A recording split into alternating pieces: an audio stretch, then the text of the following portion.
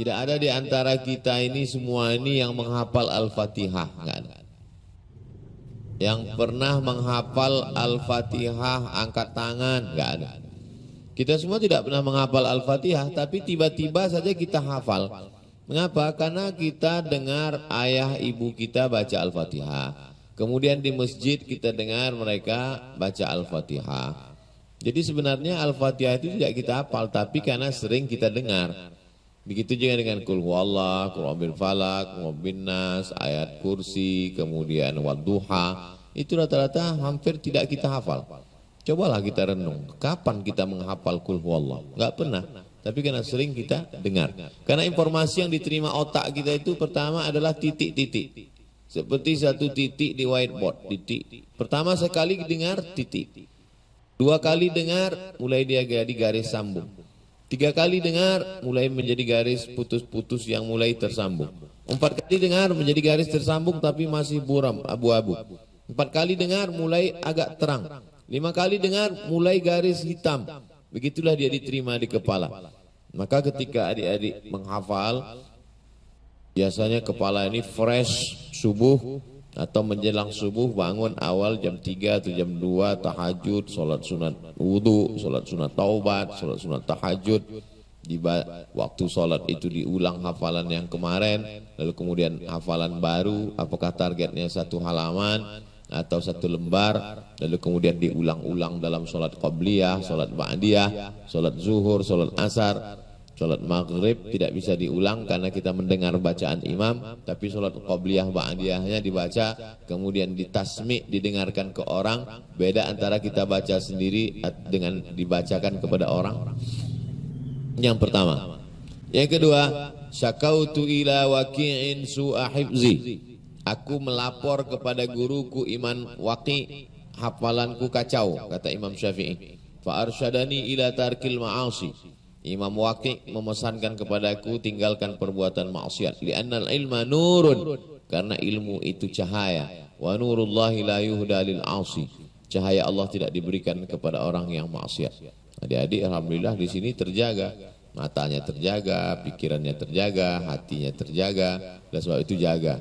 Karena Allah Ta'ala tidak mau memberikan cahaya itu kepada orang yang melakukan perbuatan maksiat. Walladzina idza fa'alu fahishatan, kalau ada dia silap khilaf, zakarullah, dia langsung ingat Allah, fastaghfirullah lidzunubihim, minta ampun kepada Allah, maka Allah mengampunkan silap salah dosa mereka. Kallabal rana ala qulubihim, ada satu titik di dalam hati mereka.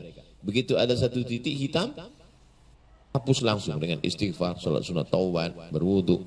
Kalau dibiarkan titik ini, satu titik menjadi 2 titik, menjadi 3 titik, menjadi hitam semua. Kita memandang dunia ini dengan pandangan yang hitam. Kalau orang pakai kacamata hitam, semua orang menjadi hitam. Tapi kalau kita pandang dengan cermin yang jernih, yang bening, maka semuanya menjadi terang benderang. Oleh sebab itu, jauh perbuatan maksiat. Yang ketiga, jangan aniaya orang, jangan zolimi orang. Karena da'watul mazlum la turad, doa orang teraniaya tidak tertolak. Jadi seringkali sebenarnya kita mendapatkan keberuntungan hidup itu dari doa orang lain. Doa dari sahabat-sahabat musyawarah, doa dari Pak Nasrul, doa dari tokoh masyarakat. Kami datang ingin mendapatkan doa adik-adik, adik-adik juga mendapatkan doa dari hadirin hadirat. Maka hablum minallah, hablum minan nasnya menjadi baik.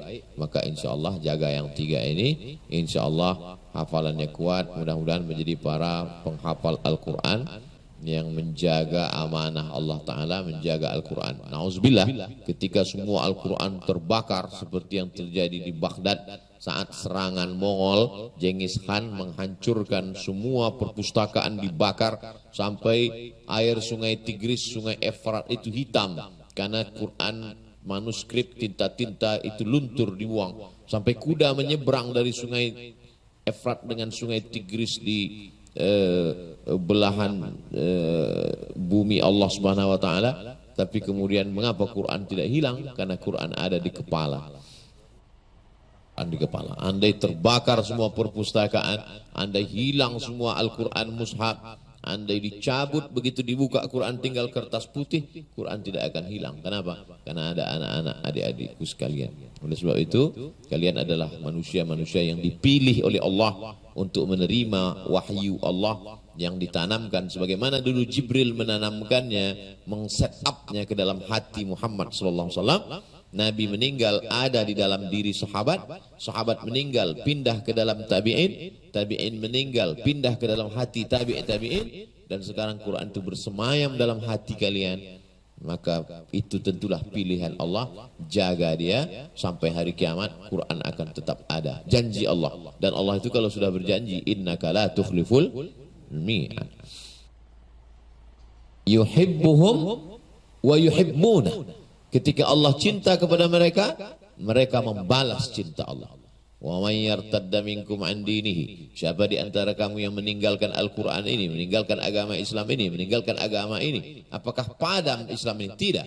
Fasawfa ya'tillahu biqaumin. Allah akan ganti dengan sekelompok orang. Bagaimana sifat mereka? Yuhibbuhum, Allah cinta kepada mereka. Wa yuhibbunah, Allah balas cinta mereka. Lalu kemudian mereka akan menolong agama Allah dengan nyawa dan harta mereka. Dan yang paling penting, la yakhafuna fillah laumata laim. Mereka tidak pernah takut sedikit pun terhadap orang yang mencela. Bahasa Al-Qur'annya laumata laim, mencela. Bahasa sekarangnya membuli, haters, caci maki, sumpah serapah. Mereka tak pernah takut. Karena takut mereka sudah habis untuk Allah. Sampai tak tersisa sedikit pun takut mereka untuk manusia. Untuk COVID ada sedikit. Tetap ikut protokol kesehatan. Wallahu a'lam.